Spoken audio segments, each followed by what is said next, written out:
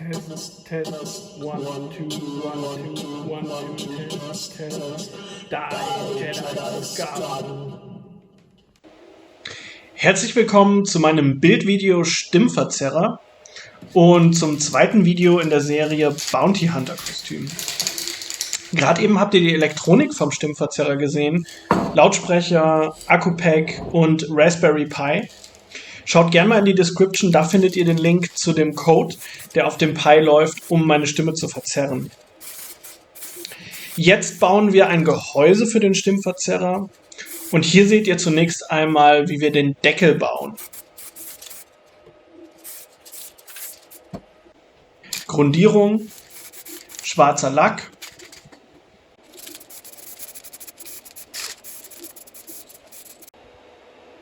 und ein Stück Stoff.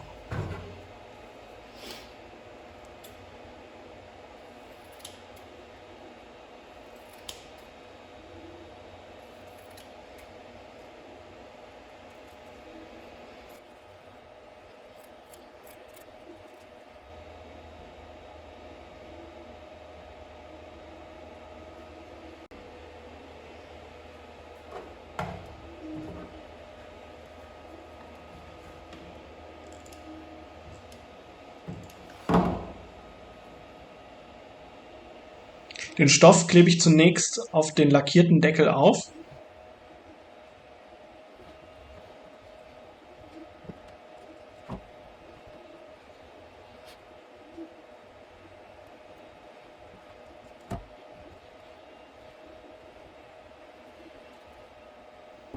Und befestige ihn noch mit Reißzwecken.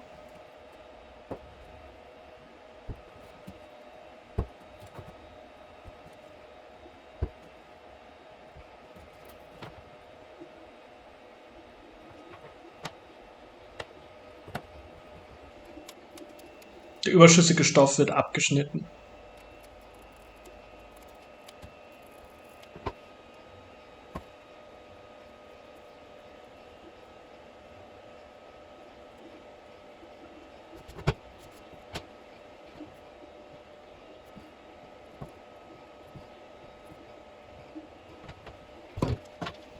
Der Deckel soll insgesamt einen metallischen Look erhalten. Deswegen gehen wir jetzt mit ein bisschen Chromfarbe an die Sache ran.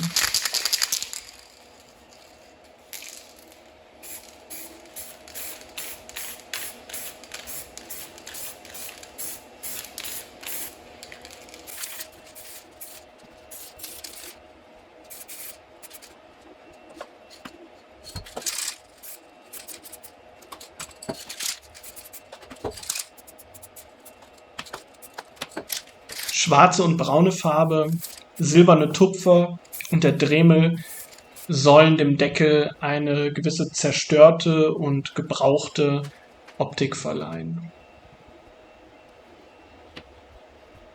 Die Reißzwecken werden mit Rub and Buff Silber lackiert, um so ein bisschen mehr nach Nagel und weniger nach Reißzwecke auszusehen.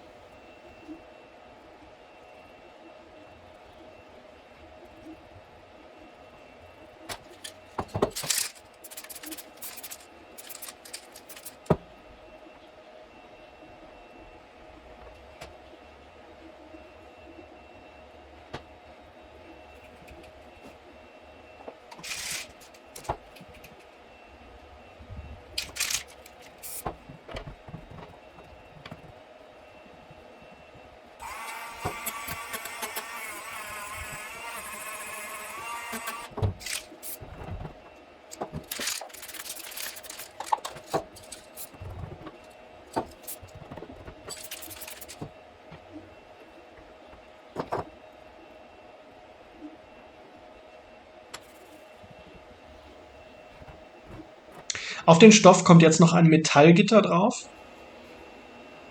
weil der Stoff mir einfach noch nicht metallisch genug aussah.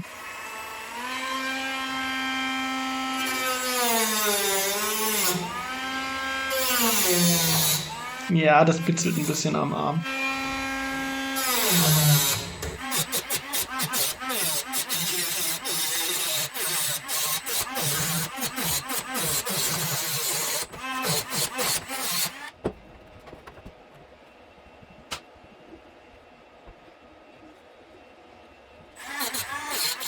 und wieder ein bisschen beschädigen.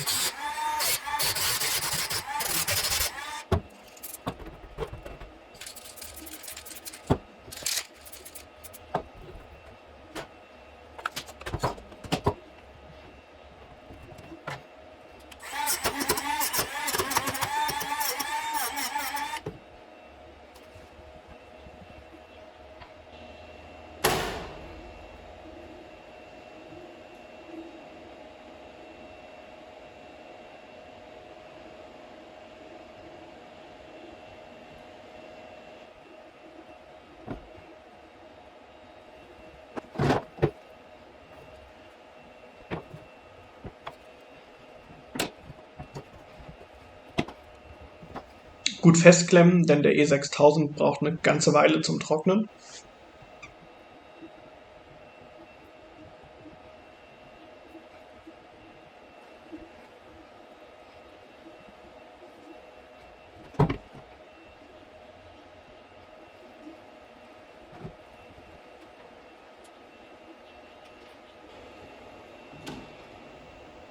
Und zu guter Letzt noch ein paar Ornamente in Form von Knöpfen und Schaltern, um dem Ganzen auch die Optik eines elektronischen Gerätes zu geben.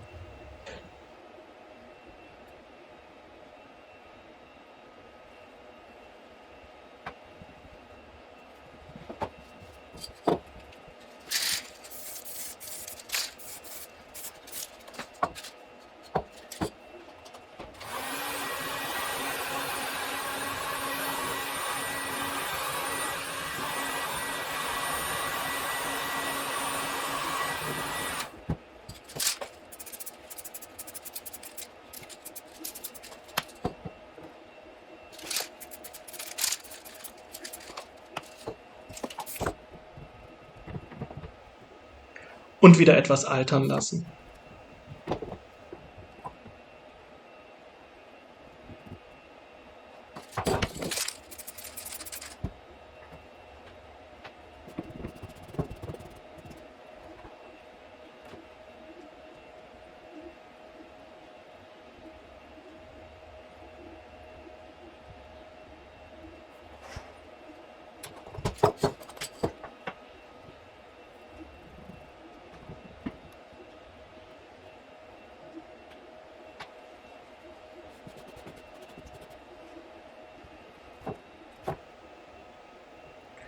Noch ein zusätzlicher Draht zur Befestigung.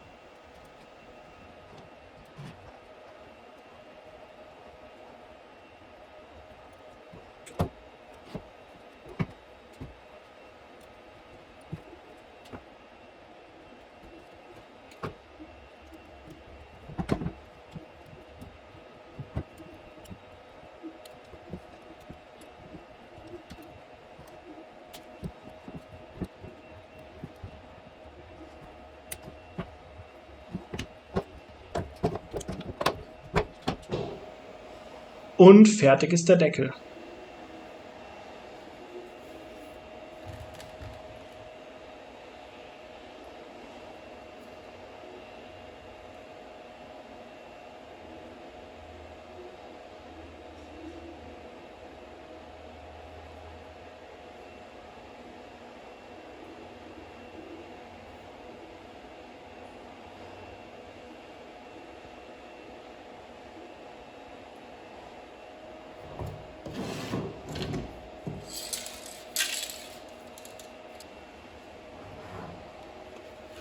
Was nun noch bleibt, ist eine Befestigung, damit wir den Deckel später an der Box festmachen können.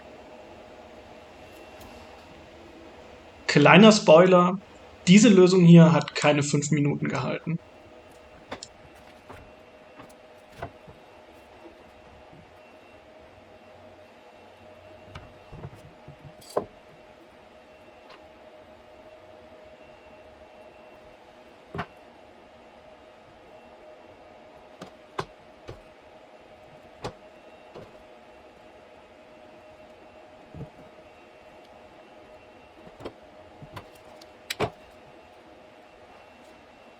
Ich habe dem Deckel off-camera noch ein bisschen Schaden zugefügt und ihn verbogen, um ihn einfach noch ein bisschen mehr altern zu lassen.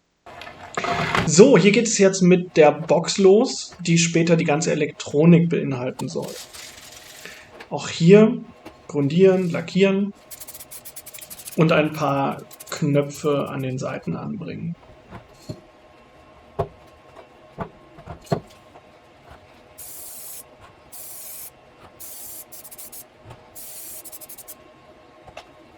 Die Seiten der Box sind gut sichtbar, weil sie nicht wie der Deckel von Metallgittern verdeckt sind. Insofern habe ich mich entschieden, hier die Linien vom Druck noch rauszuschmirgeln.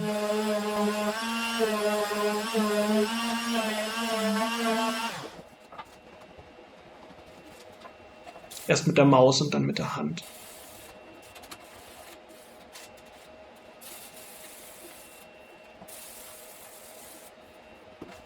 Ist nicht perfekt, aber für die Seitenwände, die man nicht so deutlich sieht am Kostüm später, ist das okay.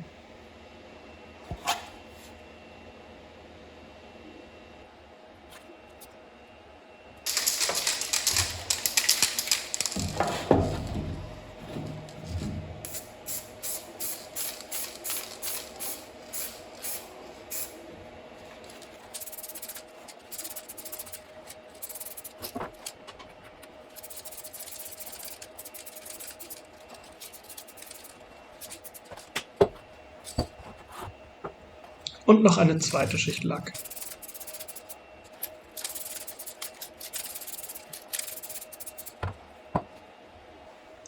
Ein bisschen Rub and Buff, um die Ecken silbern und abgenutzt erscheinen zu lassen.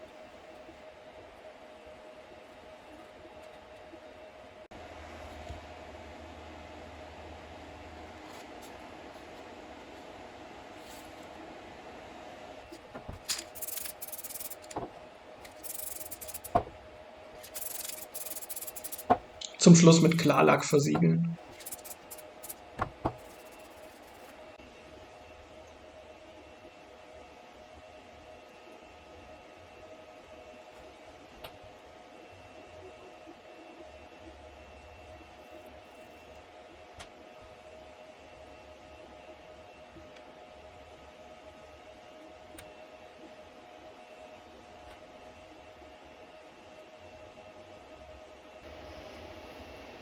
Ja, mit viel Polieren kann man dieses Rub and Buff schon ganz schön zum Glänzen bringen.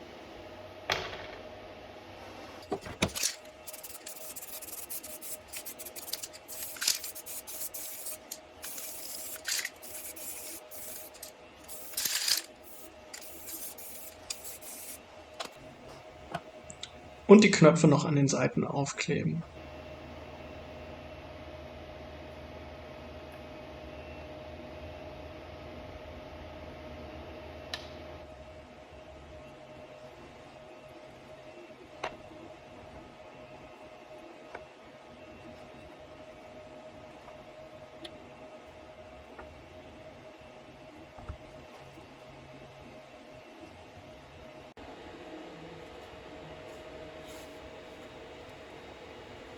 So, damit ist die Box auch erstmal fertig.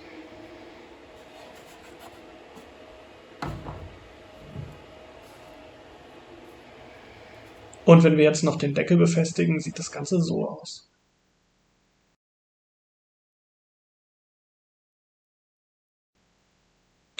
Das hier ist die Atemschutzmaske, durch die wir später das Mikrofon führen wollen. Vom Mund in den Stimmverzerrer rein. Die habe ich leider off-camera gebastelt. Ich hoffe, ihr verzeiht mir das. Erste Anprobe, um mal zu schauen, wo die Box später am Kostüm sitzen soll.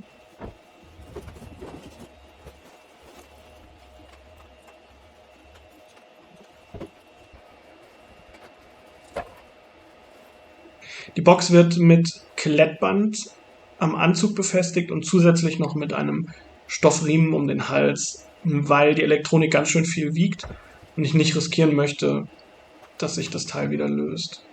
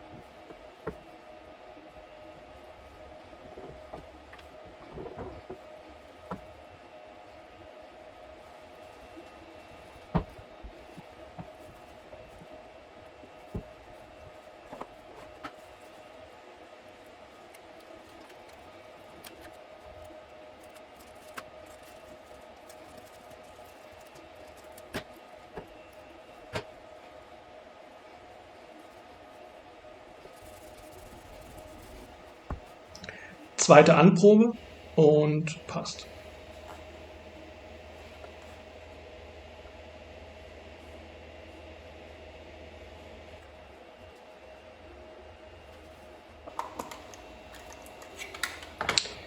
Hier korrigiere ich nun, wie vorhin angekündigt, nochmal die Befestigung des Deckels an der Box, weil sich die erste Lösung einfach komplett direkt wieder abgelöst hat. Zweiter Versuch mit Klettband.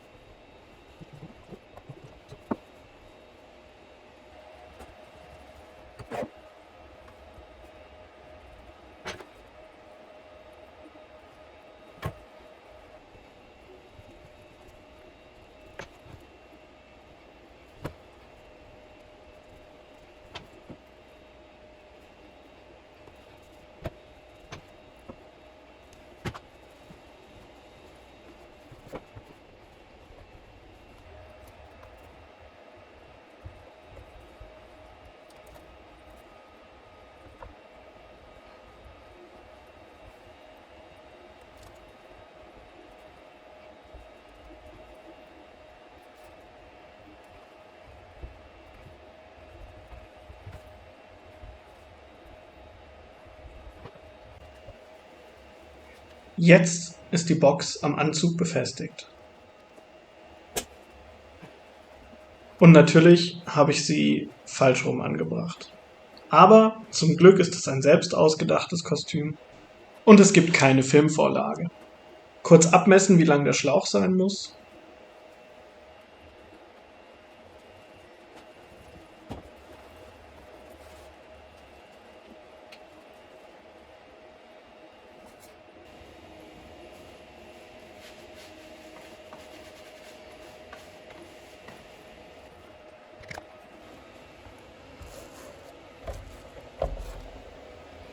Und ihn dran kleben.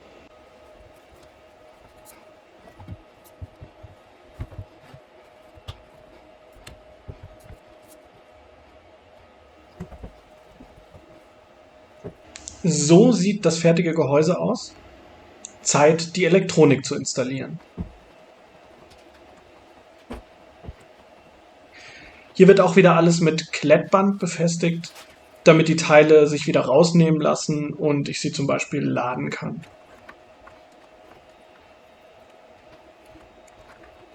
Die Maße von der Box hatte ich vorher nur theoretisch durchgerechnet. Ich bin ganz froh, dass alles so gepasst hat, wie es jetzt hier passt. Das war schon eine knappe Kiste.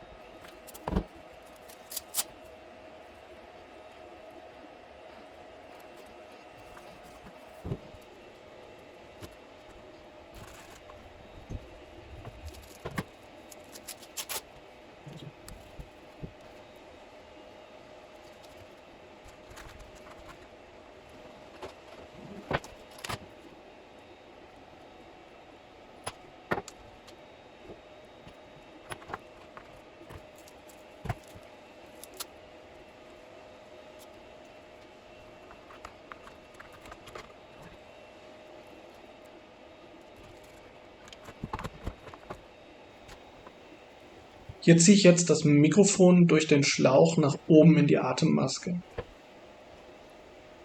und klebe dort den kleinen Mikrofonhalter rein, sodass das Mikro sich nachher auch direkt vor dem Mund befindet.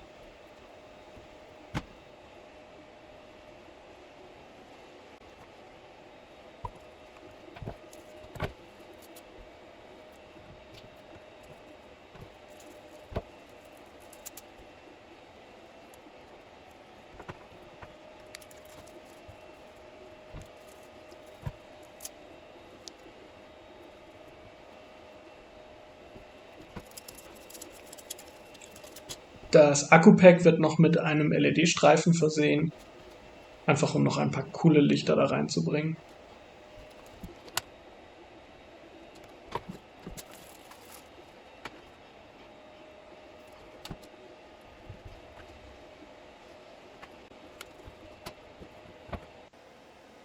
Jetzt ist das Akku von meiner Kamera leer, deswegen geht es hier mit dem iPad gefilmt aus einer anderen Perspektive weiter.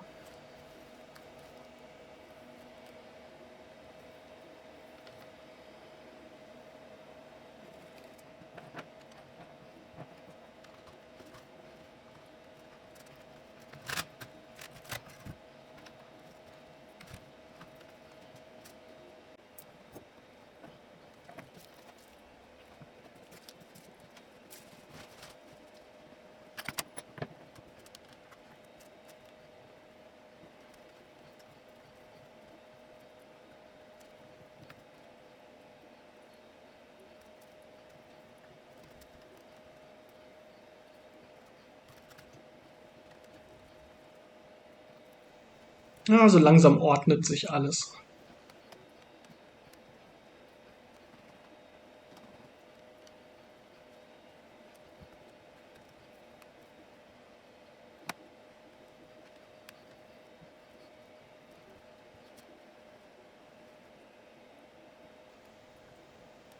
Alles einschalten.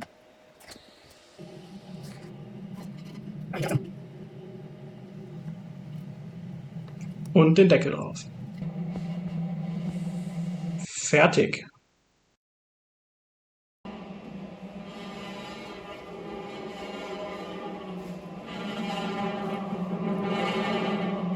Thank you for watching.